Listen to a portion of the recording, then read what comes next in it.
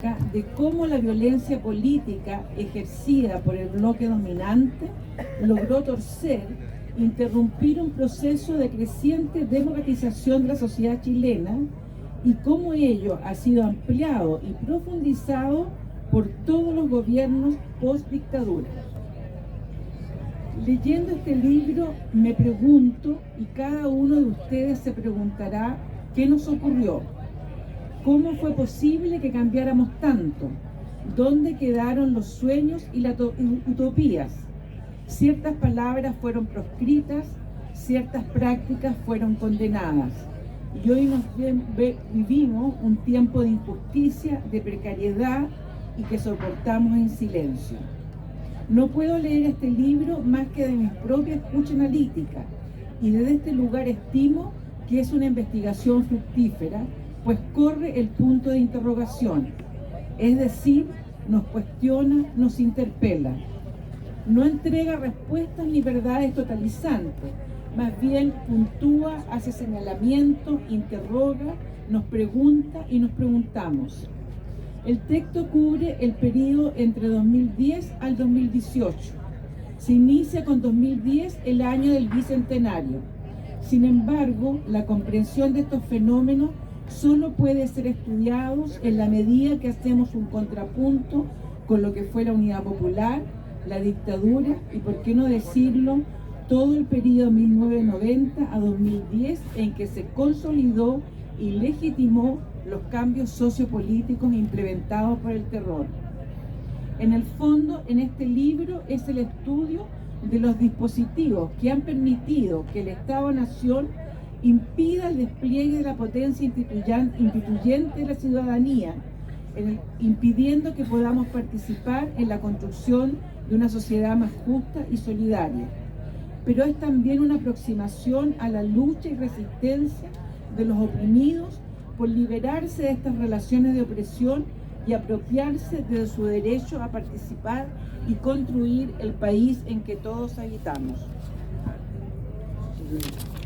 El autor entrega sólidos argumentos y en base a evidencia nos permite dar cuenta cómo la oligarquía ha logrado expropiar el poder soberano, con excepción del periodo que va del 67 al 63, en que el movimiento popular desplegó un enorme protagonismo y pudo incidir por un breve periodo de tiempo en el curso de la historia. Y esto es lo que va a corregir la dictadura militar y es también lo que se va a consolidar en los gobiernos post-dictadura.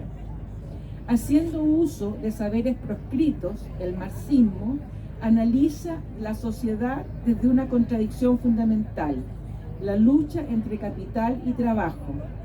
Es también desde esta perspectiva que dedica un extenso ensayo a dar cuenta como la única revolución triunfante de América Latina es la revolución cubana, siendo todas las demás revoluciones de carácter parcial, con lo cual deben enfrentar severos conflictos internos que no es otra cosa que la feroz oposición de los propietarios de los medios de producción.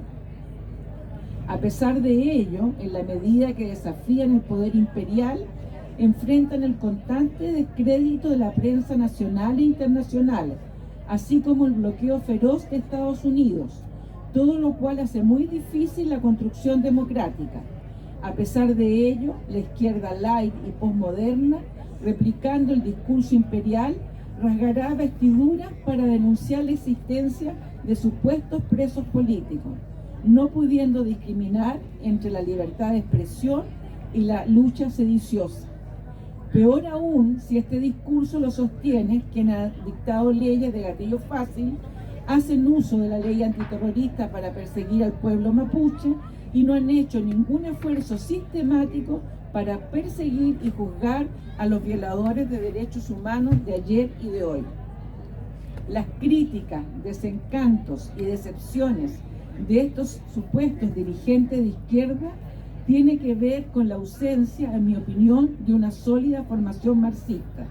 No fueron pocos los que dijeron que esta era una disciplina anacrónica. Suelen confundir, por lo tanto, el estallido revolucionario con el proceso revolucionario. Y todo proceso, como obra humana, Está lleno de aciertos, de errores, de contradicciones, de equivocaciones, pero lo importante es lo que pone en movimiento, la posibilidad de participación y protagonismo popular. A lo largo del libro, en el análisis de diversas coyunturas, se insiste en emplear el concepto de revolución, que ha sido dotado de una cualidad maligna, peligrosa, se le asocia con violencia, con caos, con violaciones a los derechos humanos. Sin embargo, es el único medio posible o el único instrumento para construir una sociedad efectivamente democrática. Los cambios son siempre difíciles e inciertos, pero también son necesarios. El autor reivindica el tema de la revolución, da cuenta del surgimiento del sujeto moderno gracias a la Revolución Francesa. Las luchas de independencia fueron también revoluciones.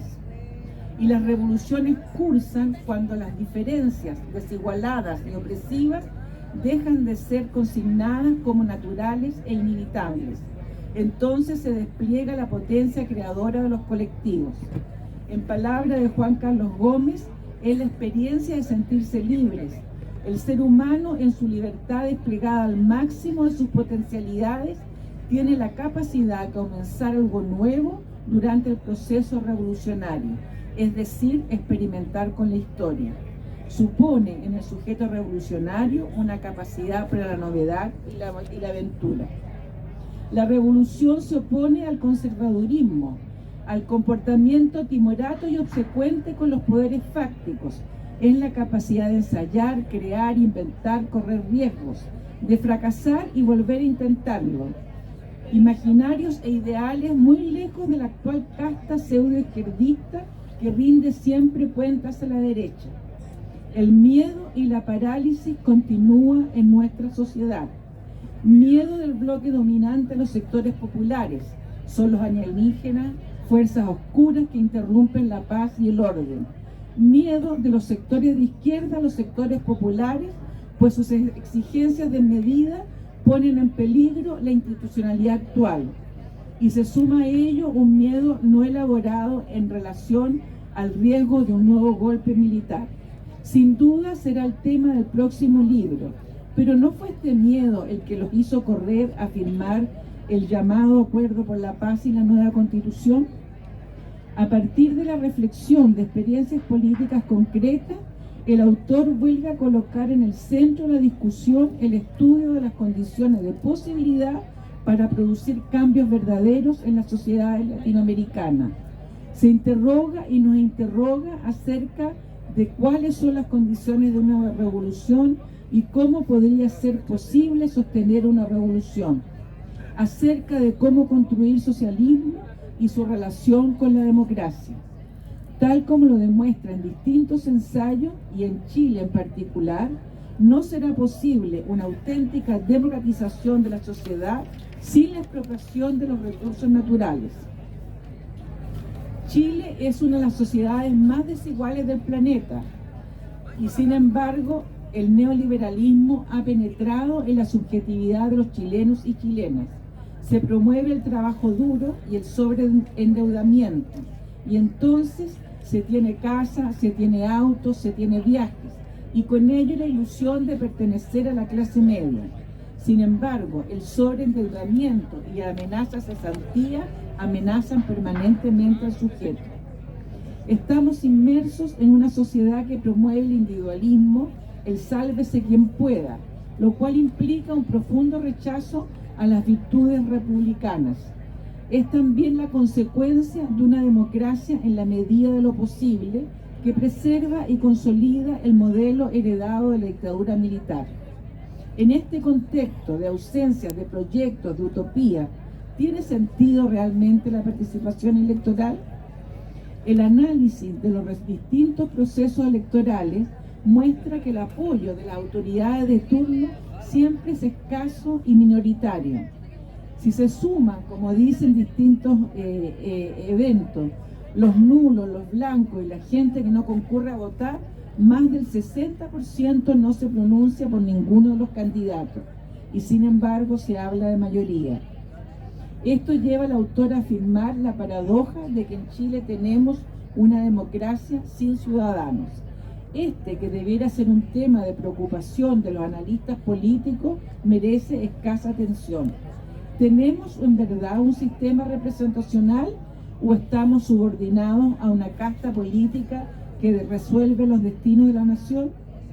Tal como lo afirma el autor, esta es una democracia oligárquica, elitista, dominada por partidos políticos conformes con el sistema, que han monopolizado la política y mutilado la participación, reduciéndolo a lo electoral. A su vez, propone como salida a esta crisis de representatividad la construcción de amplios movimientos sociales que, junto con demandar la resolución de los problemas más urgentes, se sumen a la lucha electoral. El reducir toda la lucha, como lo ha hecho la izquierda actual, al copamiento de ciertos espacios de gobierno, no hace más que sostener la institucionalidad vigente. Quedarse sola en la lucha del movimiento nos condena a la marginación y a la exclusión. Lucha social que es cada vez más urgente, dado el enorme poder económico de pocos grupos y familias. Chile está dominado por los Mates, los Luxi, los Angelini, los Falabella, los Ibáñez, los Yarur, los Claro y los Piñera. Estos grupos no solo han generado riqueza por medio de la explotación y la plusvalía, sino también que han desarrollado un capital financiero especulativo, apropiándose de los fondos de seguridad social de los trabajadores.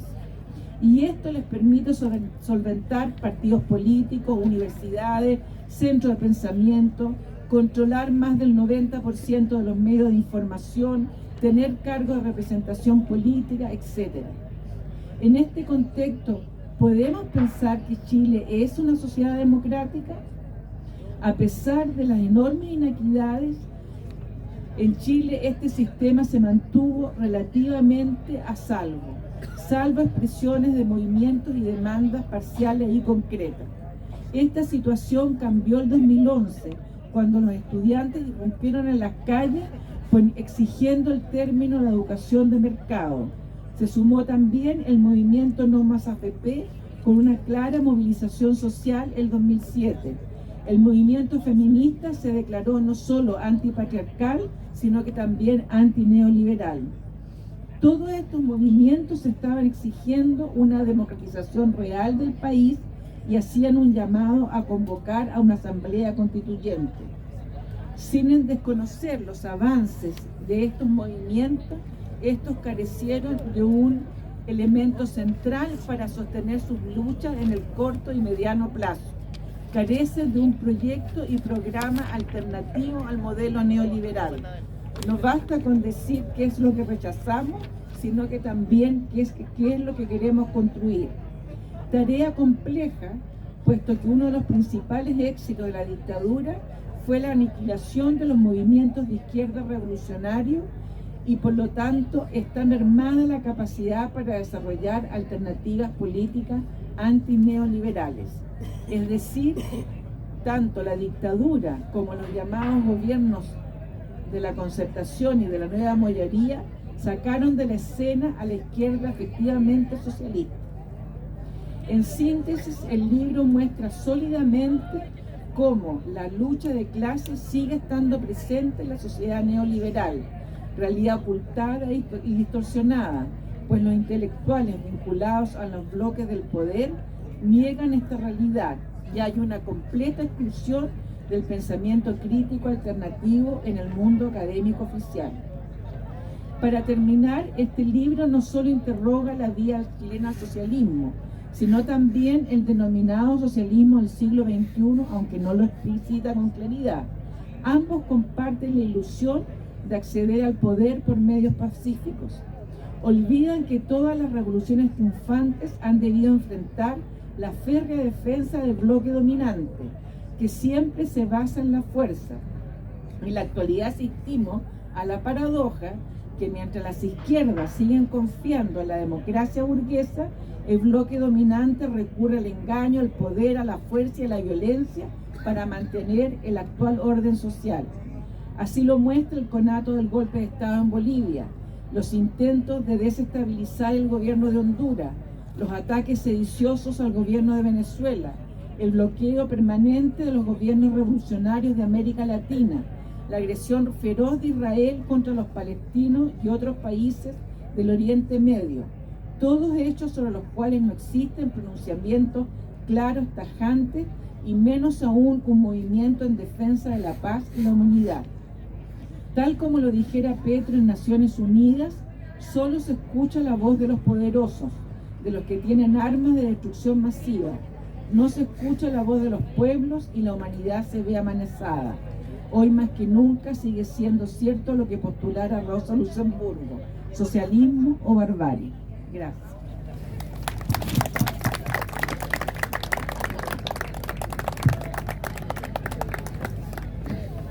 Bueno, gracias Elisa por la magnífica presentación, por abordar distintos tópicos que en el libro se cruzan y se analizan, y creo que es una buena invitación para que los auditores de este evento puedan acercarse al stand de Escaparate a adquirir el libro, ya que estamos en una sociedad neoliberal.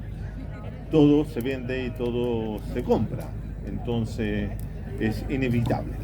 Ahora yo quisiera contarles 2 o 3 cosas con respecto al libro mismo, que este es el tomo 2 de un libro, de una trilogía de libros que están dedicados al estudio de la sociedad neoliberal en Chile desde 1990 a la fecha. Ya el año pasado, en mayo del 23, publicamos junto también con Escaparate y Cipsal el tomo 1, que está acá, que también lo pueden encontrar ahí en el stand, y este se llama Política, Democracia y Ciudadanía en una sociedad neoliberal, Chile 1990-2010, el tomo 1. Así que para poder tener la comprensión cabal de lo que es el segundo tomo, que está acá, es importante seguir la trilogía. ¿Por qué? Porque el problema de la sociedad neoliberal no es que se haya configurado recién, sino que es una configuración que parte hace 50 años atrás, cuando se da el golpe de Estado contra el gobierno popular y revolucionario de Salvador Allende, y comienza la construcción de un nuevo régimen de acumulación capitalista basada, ¿cierto?, en el comercio exterior, en el extractivismo, en el capital mercantil, financiero, etc. Pero ese proceso de acumulación va a dar lugar a la transformación radical de la sociedad chilena y la constitución de nuevos sujetos. Un nuevo sujeto social, económico, político, cultural, que es el sujeto que tenemos hoy día, tal vez no deambulando en esta feria, pero tal vez en estas otras ferias grandes que son los malls y esos espacios donde existe lo que en algún momento en 1997 Mulián llamó, ¿cierto?, el ciudadano credicar, y nosotros hemos seguido trabajando con esa idea en la cual, ¿cierto?, sostenemos que tenemos un ciudadano neoliberal y ciudadanas neoliberales en una porción bastante importante. Y entonces eso va a configurar una nueva sociedad, la sociedad neoliberal, en la cual nosotros vivimos. Y por esa razón yo he decidido realizar una investigación, una reflexión, una descripción de lo que ha sido a lo largo de esto, del 90 al 2010 primero, y del 2010 al 18, que son más cortos, ese periodo de 8 años, pero intensos. Fíjense ustedes que en el 18 hay varios elementos que hoy día también están presentes, pero que se gestaron, se desarrollaron o se dieron a conocer con mayor fuerza, que fue, por ejemplo, y hay una sección del libro dedicada a la corrupción política, a la emergencia y constitución de una sociedad corrupta. La sociedad neoliberal es una sociedad corrupta y que tiene muchos elementos de eso, y hoy día se explica de cómo es la corrupción en el sistema judicial, ¿no?, que lo estamos viendo con el caso Hermosilla y otros casos, ¿no? Pero la sociedad neoliberal en su esencia y fundamentalmente por su principio constitutivo, que es la maximización de las utilidades o la ganancia o el lucro tiende a ser corrupto. Y por lo tanto yo caracterizo a la sociedad neoliberal como una sociedad corrupta y abusiva en muchos aspectos. Y por eso tiene una sección dedicada a la situación en ese momento, que era el caso Penta, que hoy día vuelve a aparecer. Hoy día mismo en las noticias aparecía que el caso Penta vuelve a aparecer porque involucra a los mismos personajes que estaban hace algunos años atrás en esa situación. Entonces el tema de que se estudia en este libro tiene que ver también con aquello, cómo la creación o la formación y constitución de lo que yo llamo el partido de los no electores, que era toda esa cantidad de gente que no votaba y que permanecía como en silencio electoral durante años, del 97 hasta el 22, que muchos pensaban que ahí estaba el activo democrático nacional, y que es todo eso que no votaban es porque estaban a favor de un proceso de democratización sustantiva de la sociedad.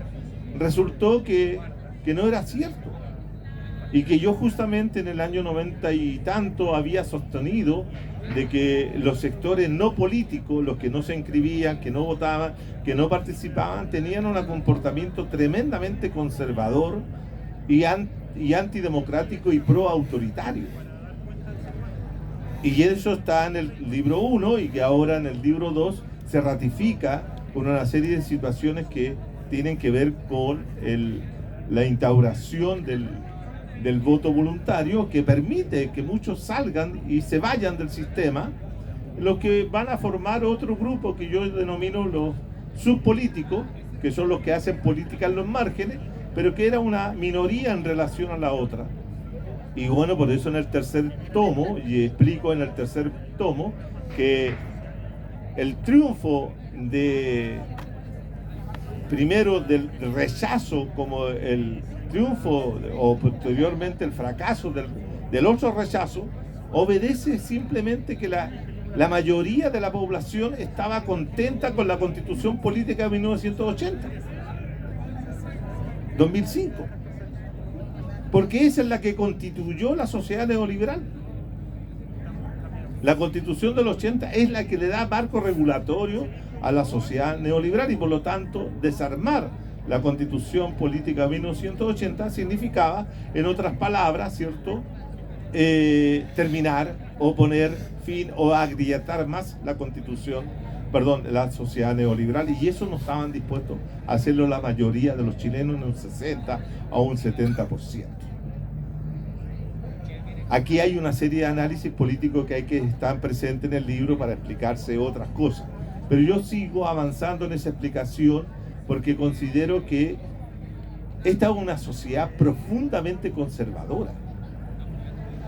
Y además de conservadora, es una sociedad tremendamente miedosa, temerosa, y donde el miedo y la violencia han sido los articuladores de toda la historia política de Chile, la historia social, económica y todo.